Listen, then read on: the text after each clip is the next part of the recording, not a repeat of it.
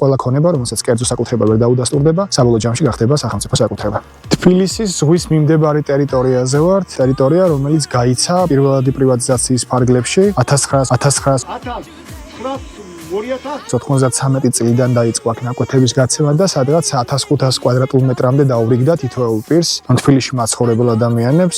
ეს ტერიტორია ადრე შედიოდა გარდაბნის შემადგენლობაში და დღეს უკვე თბილისში შემოუერთა და პრობლემები საერთოა აქაც, ხო? აქვს ხალხს საბუთები, ზოგს არ აქვს საბუთი, მაგრამ ტერიტორია ახსოვს და საბოლოო ჯამში ყველას უჭირს თანაბრად უფლების რეგისტრაცია, რადგან დიდი ნაწილი გადაყიდულია. აქ შემოსულია პირები, რომლებსაც უფლება არ ეკუთვნოდათ, მაგრამ მარეგისტრებულმა არ შეიწუხა თავი ამის შემოწმებით და დღეს ყველას ეზარება გადახედოს იმ რეგისტრაციებს, რომელიც თავის დროზე არასწორად განხორციელდა და ზარალდებიან საბოლოო ჯამში კეთილსინდისიერი მესაკუთრეები. ამიტომ პირები, ვისაც უფლება გეკუთვნოდათ, შეგიძლიათ მოითხოვოთ ან ზიანის ანაზღაურება, თუ მარეგისტრებელი უარს გეტყვით არეგისტრებაზე.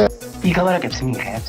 არა, მაგრამ უარს არ გეტყვით. ან და მოითხოვოთ თქვენი უფლების ზუსტად იმ ტერიტორიაზე დადგენა, სადაც გეკუთვნოდათ თავის დროზე. ეს ყველაფერი იდენტიფიცირებადია, უბრალოდ დროში გაქვთ შეზღუდვა და უნდა მოასწროთ, რომ საკუთარი მოთხოვნები დააყენოთ წლის ბოლომდე, რადგან არსებული რეგულაციების მიხედვით ყველა ქონება, რომელსაც კერძო საკუთრება ვერ დაუდასტურდება, საბოლოო ჯამში გახდება სახელმწიფო საკუთრება.